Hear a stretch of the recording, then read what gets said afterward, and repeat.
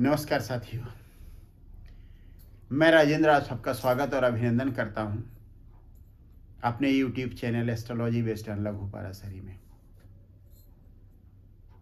मैं बात कर रहा हूं पंच महापुरुष राजयोगों की। उसमें से दो महापुरुष राजयोग उनकी बात हो चुकी है। एक हंस महापुरुष योग और दूसरा शश महापुरुष योग, गुरु और शनि से बनने वाले। आज मैं बात कर रहा हूं मंगल की, शक्ति का प्रतीक मंगल। यदि मंगल प्रथम भाव, चतुर्थ भाव, सप्तम भाव या दशम भाव अर्थात केंद्रों में अपनी राशियों मेष, वृश्चिक या अपनी उच्च राशि मकर में बैठता है, तब रोचक नाम का महापुरुष राजयोग बनता है।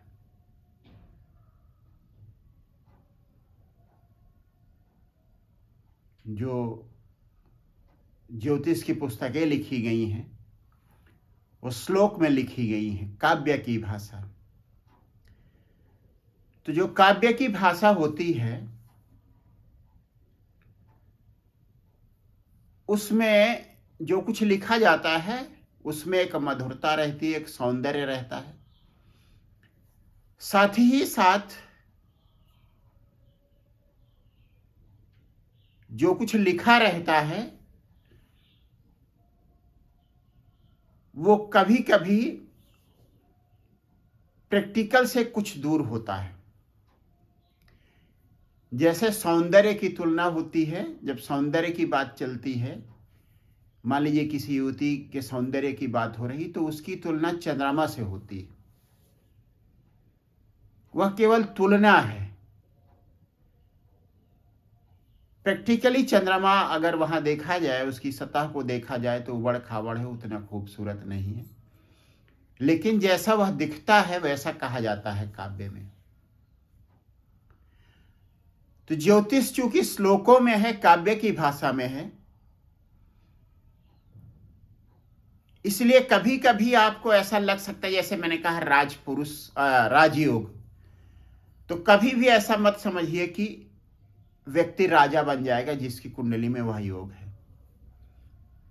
उसका मतलब यह होगा कि उस योग का समय जब आएगा तो व्यक्ति अच्छी स्थिति में होगा, और जो ग्रह योग बना रहे हैं उनके अनुरूप, उनके क्षेत्रों के अनुरूप व्यक्ति उन्नति करेगा। अगर राजयोगों की बात करें तो सबसे अच्छे या शक्तिशाली राजयोग होते हैं केंद्र और त्रिकोण की युति से बनने वाले। उनके साथ अगर ये योग हो, जैसे पंच महापुरुष राजयोग, तब वे राजयोग और अच्छे हो जाते हैं। और अगर बात करें इन पंच महापुरुष राजयोगों की तो इनका संबंध विशेष करके व्यक्तित्व से होता है। यदि लग्न में बनता है और किसी और दूसरे ग्रह का प्रभाव लग्न पर नहीं होता, और अगर लग्नेश भी वही ग्रह है जो पंच महापुरुष राजयोगों में से कोई एक राजयोग बना रहा है, तब व्यक्ति में उस गुण के, उस ग्रह के गुण जीवन भर बने रहते हैं। और यदि योग किसी दूसरे भाव में बन रहा है तब उसकी महादशा में वे गुण व्यक्ति में देखने को मिलते हैं। दूसरी बात, राजयोग बनाने वाले, पंच महापुरुष राजयोग बनाने वाले जो ग्रह हैं, मंगल, बुध, बृहस्पति, शुक्र और शनि, यदि सूर्य और चंद्रमा, सूर्य क्या है? राजा, और चंद्रमा क्या है? रानी, तो इनका संबंध, इन दो ग्रहों का संबंध विशेष रूप से शासकों से है। तो यदि यह ग्रह लग्न कुंडली में कमजोर हैं तब भी यह ग्रह, ये योग कुछ कमजोर हो जाते हैं, उतना अच्छा फल नहीं देते जितना कहा जाता है या सोचा जाता है। उसी तरीके से अगर राजयोग बनाने वाले ग्रह के साथ सूर्य बहुत नजदीक बैठा हुआ है तब भी ग्रह के फलों में कमी हो जाती है। तो सूर्य कमजोर है, चंद्रमा कमजोर है या राजयोग बनाने वाला ग्रह अस्त है, तब ये योग कमजोर हो जाते हैं। दूसरी बात यह है कि अगर इनका संबंध, चूंकि ये केंद्र में बन रहे हैं, योग केंद्र में बन रहा है, तो किसी दूसरे केंद्र से या त्रिकोणेश से, त्रिकोण के स्वामी या केंद्र के स्वामी से युति हो जाती है, तब योग का फल कुछ बदल जाता है, लेकिन कुल मिला के फल और अच्छा हो जाता है। अब मैं बात करने जा रहा हूं रोचक, मंगल से बनने वाला रोचक महापुरुष राजयोग। यह योग द्वयी स्वभाव लग्नों में नहीं बनता, मतलब 3, 6, 9 और 12 में नहीं बनता। चर राशियों में 1, 4, 7, 10, मेष में, कर्क में, तुला में, मकर में, और स्थिर राशियों 2, 5, 8, 11 वृष में, सिंह में, वृश्चिक में और मकर में बनता है। इस तरह से 8 राशियों में बनता है, 4 में नहीं बनता है। तो सबसे पहले एक चर राशि, पहली चर राशि राशि चक्र की और पहली राशि भी मेष की मैं बात करता हूं। लग्न में मेष राशि, कर्क होगी चतुर्थ भाव में,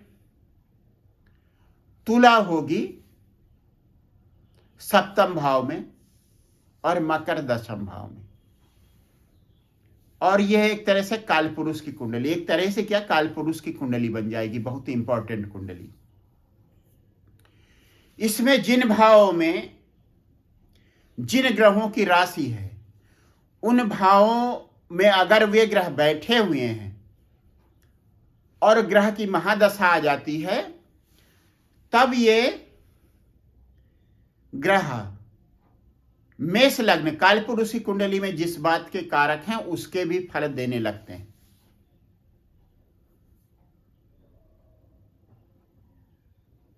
जैसे चंद्रमा कर्क राशि में बैठा हुआ है, तो कोई भी लग्न हो, कर्क राशि में बैठे चंद्रमा की महादशा आती है तो व्यक्ति को मां से, मकान से सुख मिलने की संभावना बन जाती है। अब फिर से मैं बात को ले आता हूं, मेष लग्न, लग्न में योग बनता है तब जब मंगल अपनी राशि मेष में स्थित हो, तो व्यक्ति में मंगल के गुण आ जाते हैं। कौन कौन से गुण? पहला यह है कि व्यक्ति साहसी होता है, क्रोधी होता है, सामर्थ्यवान होता है, पराक्रमी होता है, हठी होता है, नेतृत्व क्षमता होती है, और उस व्यक्ति के सहारे कोई दूसरा व्यक्ति उच्च पद पर पहुंच जाता है। जैसे राजा को अगर सेनापति का सहारा मिल जाए तो व्यक्ति राजा बन जाता है, मंगल सेनापति है। इसीलिए कभी कभी मंगल राजा नहीं बनता, मतलब दूसरे जो दर्जे का या दूसरा जो महत्वपूर्ण पद होता है सत्ता में, वहां तक मंगल प्रधान रोचक योग वाला व्यक्ति पहुंचता है, और कभी कभी सत्ता के शिखर पर भी पहुंच जाता है। तो अगर लग्न में मंगल है तो व्यक्ति में नेतृत्व क्षमता होगी, शरीर में सामर्थ्य होगा, मजबूत शरीर वाला व्यक्ति होगा, उच्च पद का आकांक्षी होगा, पराक्रमी होगा, लड़ाई झगड़े में रुचि लेने वाला होगा, मजबूत शरीर का होगा, और साथ ही साथ चूंकि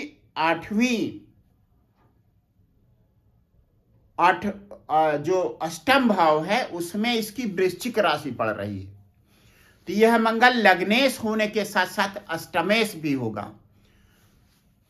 तो व्यक्ति को चोट चपेट लगने की, दुर्घटनाग्रस्त होने की संभावना होगी। ऐसे व्यक्ति के शरीर में, विशेष करके चेहरे में या सिर में चोट के निशान भी पाए जा सकते हैं। अब लग्न में बैठा मंगल अपनी 8वीं दृष्टि से अष्टम भाव को देखेगा। इसका क्या मतलब हुआ? लग्न बली, लग्नेश बली, अष्टम भाव बली और अष्टमेश बली। तो व्यक्ति में मंगल के गुण होंगे, साथ ही साथ उसे विरासत में संपत्ति मिलने की संभावना होगी। अब मकर राशि आती है, दशम भाव में मंगल यहां उच्च का होता है, दशम भाव है, और मंगल दशम भाव में दिग्बली भी होता है। तो दशम भाव में मंगल के बैठने के कारण एक रोचक महापुरुष योग बन गया, साथ ही साथ दिग्बल भी प्राप्त हो गया मंगल को। तो व्यक्ति के कैरियर के लिए बहुत अच्छा होगा। बस दिक्कत क्या होगी कि ऐसा व्यक्ति किसी की बात नहीं सुनेगा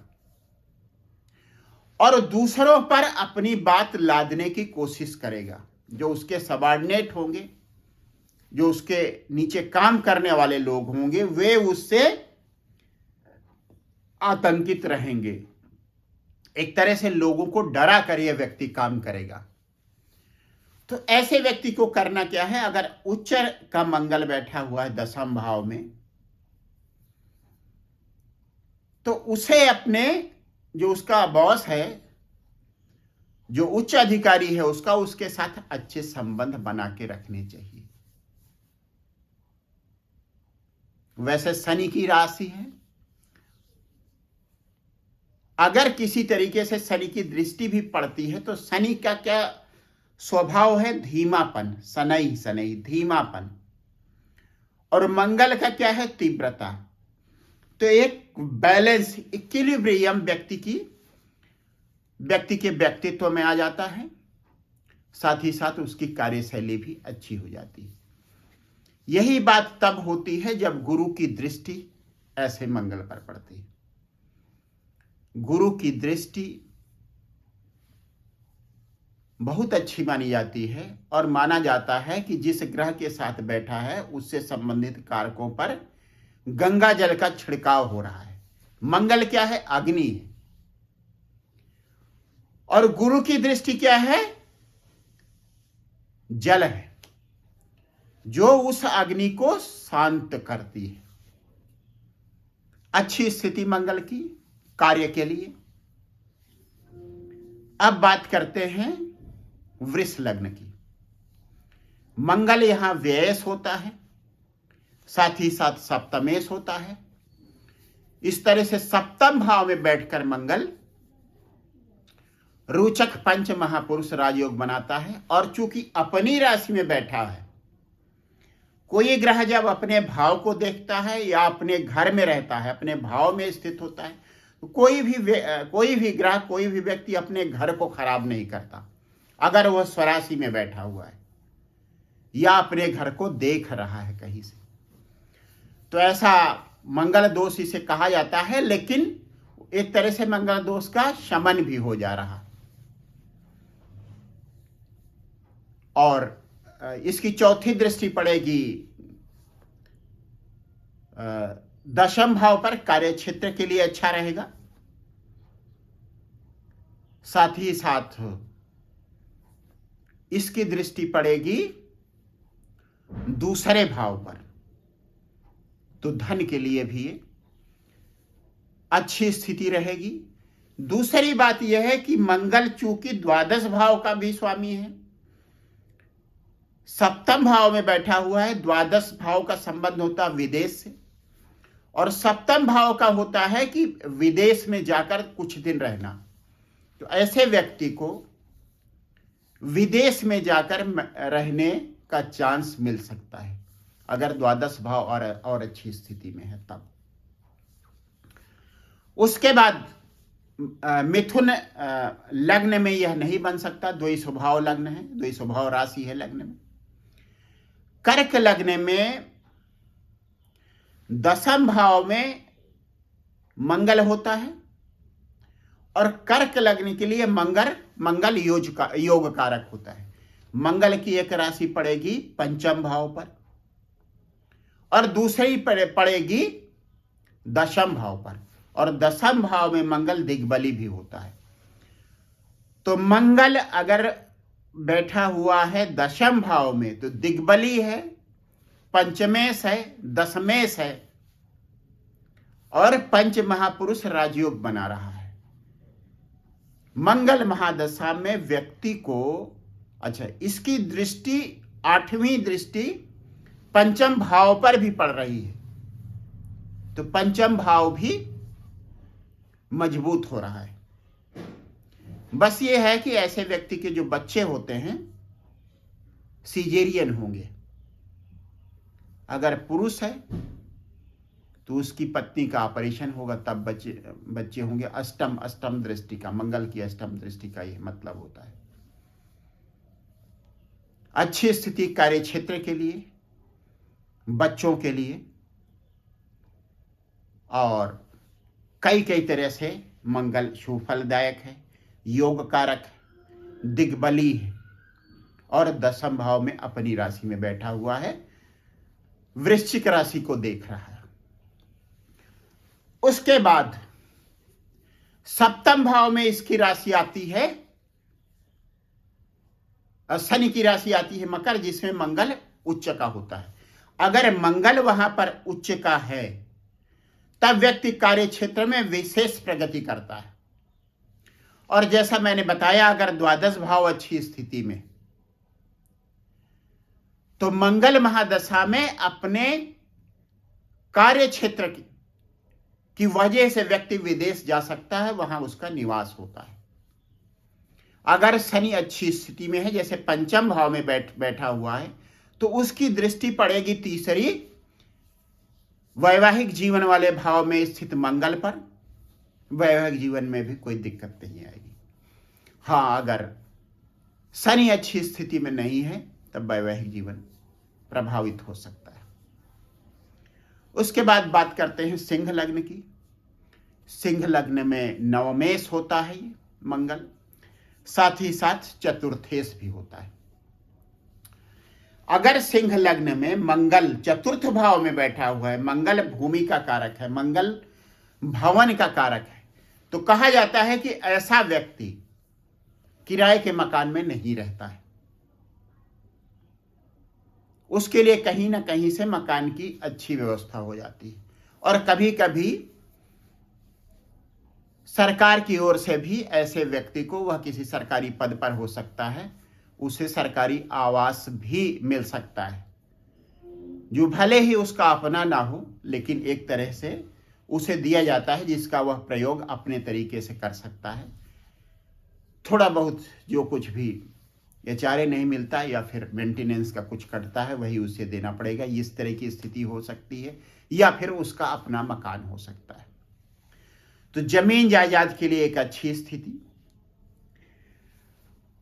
और चूंकि योग कारक है, नवमेश भी है और चतुर्थेश भी है, तो इन सब एरियाज में व्यक्ति का भाग्य उसका साथ देता है।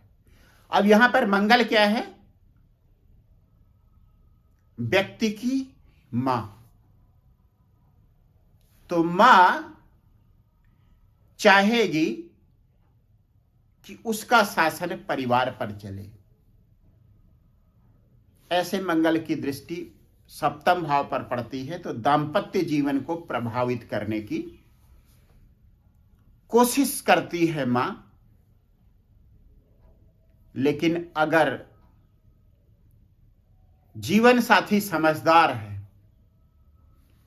तो मां की सलाहें वैवाहिक जीवन के लिए अच्छी ही साबित होती है। उसके बाद बात आती है मकर लग्न की। चतुर्थ भाव में उच्च का मंगल, इसमें मंगल होता है द्वितीयेश और सप्तमेश। चतुर्थ भाव में उच्च का होता है। जमीन जायदाद अपार होगी व्यक्ति के पास, अगर शनि अच्छी स्थिति में है तब। मान लीजिए शनि लग्न में उच्च का होकर बैठा हुआ है, षष्ठ महापुरुष राजयोग बना रहा है और साथ ही साथ मंगल उच्च का होकर बैठा हुआ है चतुर्थ भाव में। तब व्यक्ति के पास जमीन जायदाद बहुत अच्छी होगी। अगर शनि अच्छी स्थिति में नहीं है तब उतनी अच्छी स्थिति नहीं होगी। केवल मंगल महादशा में भूमि वाहन आदि के सुख मिलेंगे, विशेष करके भूमि के। मंगल भूमि का कारक है और शनि गांव की जमीन का कारक है। तो अगर शनि अच्छी स्थिति में है, मंगल भी अच्छी स्थिति में है, तो ऐसा हो सकता है कि व्यक्ति का शहर में भी किसी तरीके का आवास या जमीन हो, साथ ही साथ गांव में भी उसकी जमीन जायदाद हो। उसके बाद मंगल अगर सप्तम भाव में बैठा हुआ है अपनी राशि में, उसकी 8वीं दृष्टि पड़ेगी द्वितीय भाव पर। इस तरह से सप्तम भाव सप्तमेश और द्वितीय भाव द्वितीयेश अच्छी स्थिति में हो जाएंगे। व्यक्ति का वैवाहिक जीवन अच्छा होगा, बावजूद इसके कि इसे मंगल दोष कहा गया है। ऐसे मंगल की दृष्टि चौथी दृष्टि पड़ेगी कर्म भाव पर और चतुर्थ भाव में उच्च राशि के मंगल की भी दृष्टि पड़ेगी दशम भाव पर, दशम भाव पर। सप्तम भाव में बैठे मंगल की चतुर्थ दृष्टि पड़ेगी दशम भाव पर। इसी तरह से अगर रोचक योग चतुर्थ भाव से बन रहा है तो चतुर्थ भाव में बैठे उच्च राशि के मंगल की दृष्टि पड़ेगी दशम भाव पर। मंगल की दृष्टि कार्य क्षेत्र के लिए अच्छी साबित होगी। तुला लग्न के लिए वैसे भी मंगल को अच्छा ही माना है। क्रूर ग्रह है और केंद्र का स्वामी होकर अच्छे फल देता है लघु पारसरी के अनुसार। उसके बाद आती है वृश्चिक लग्न। वृश्चिक लग्न में यह योग बनता है और व्यक्ति में मंगल के वृश्चिक राशि के गुण होते हैं और चूंकि यह खस्टेश भी है तो मंगल महादशा में व्यक्ति विवादों से भी घिर जाता है। वर्तमान प्रधानमंत्री नरेंद्र मोदी की वृश्चिक लग्न ज्यादातर ज्योतिषी मानते हैं, कोई कोई नहीं भी मानता है। दरअसल उनकी जो उम्र है उसमें ऐसा हो सकता है कि सही लग्न ना हो, या लेकिन फिर भी ज्यादा संभावना है कि वृश्चिक लग्न ही है। और उनकी लग्न में चंद्रमा बैठा हुआ है मंगल के साथ लग्न में, तो रोचक महापुरुष योग बन गया। चंद्रमा नवमेश है, इस तरह से केंद्र त्रिकोण योग बन गया। और चूंकि चंद्रमा नीच का है, मंगल उसका नीच भंग कर रहा है, इसलिए नीच भंग राजयोग। रोचक महापुरुष राजयोग, केंद्र त्रिकोण योग और नीच भंग राजयोग। अगर वृश्चिक लग्न ही मानी जाए तो चंद्र महादशा बहुत अच्छी साबित हुई उनकी, मंगल महादशा उतनी अच्छी नहीं साबित हो रही। बावजूद इसके कि वो प्रधानमंत्री हैं, अपने दूसरे टर्म में लगातार विवादों से घिरते चले जा रहे हैं। लेकिन चूंकि चंद्रमा नवमेश है, बावजूद इसके कि वह नीच का है, लेकिन उसका नीच भंग हो चुका है, इसलिए नवमेश होने का और नीच भंग का उसने बहुत अच्छा फल अपनी महादशा में दिया। यह हमेशा याद रखना चाहिए कि लग्नेश से शक्तिशाली पंचमेश है और पंचमेश से शक्तिशाली नवमेश है। तो नवमेश नीच का होकर भी कई राजयोग में शामिल है और उसका नीचत्व भी भंग हो रहा है, इसलिए चंद्र महादशा बहुत अच्छी साबित हुई। और मंगल के सारे गुण चूंकि लग्न में है, प्रधानमंत्री के व्यक्तित्व में शुरू से ही देखे जा सकते हैं। नेतृत्व क्षमता, सामर्थ्यवान, शरीर स्वस्थ उनका अभी तक है और शौर्य, साहस, ये सब उनके अंदर है। उसके बाद बात करते हैं धनु लग्न में यह नहीं बन सकता। मकर लग्न में उच्च का होगा मंगल और व्यक्ति को चतुर्थ भाव, जहां उसकी मेष राशि आती है, और एकादश भाव, कि अच्छे फल देगा उच्च का होकर, उसकी इच्छाएं पूरी होंगी मंगल महादशा में। मकान, चूंकि ये मकान का कारक है इसलिए अच्छी जगह पर उसकी पसंद का मकान होगा, उसकी इच्छा पूर्ति हो रही है तो उसकी पसंद का होगा मकान। और अगर शनि भी लग्न में है तो वह मंगल की उग्रता को भी कुछ कम करेगा और 2 राजयोग बन जाएंगे, शश और रोचक। और व्यक्ति में दोनों राजयोगों के गुण देखने को मिलेंगे, शनि महादशा में शश के और रोचक में, मंगल महादशा में रोचक के, लेकिन गुण मिले जुले होंगे। मंगल महादशा में चूंकि शनि उसके साथ ही स्थित है तो वह उग्रता देखने को नहीं मिलेगी जो सामान्यतः जिसकी अपेक्षा की जाती है। उसी तरह से शनि महादशा में भी ऐसा नहीं होगा कि व्यक्ति पूरी तरह से एकांतवास में चला जाए, लोगों से कम मिले जुले, क्योंकि मंगल उच्च का उसके साथ लगा हुआ है। और इस मंगल की दृष्टि चूंकि चतुर्थ भाव पर पड़ेगी तो चतुर्थ भाव और चतुर्थेश दोनों अच्छी स्थिति में होंगे। अगर एकादश भाव अच्छी स्थिति में है तो व्यक्ति के पास पर्याप्त धन भी होगा, अगर एकादश भाव पर्याप्त नहीं है तब उतना धन नहीं होगा। इसके अलावा जैसा मैंने बताया मंगल चतुर्थ भाव में उसकी मेष राशि पड़ती है। अगर मंगल वहां स्थित है तो मकान के लिए अच्छा है, उसकी 8वीं दृष्टि पड़ेगी धन भाव पर, तो चतुर्थ भाव अच्छा हो गया, एकादश भाव अच्छा हो गया, चतुर्थेश अच्छा हो गया, एकादशेश अच्छा हो गया, क्योंकि चतुर्थेश और एकादशेश मंगल ही है, अपनी राशि में बैठा हुआ है तो अच्छे फल देगा।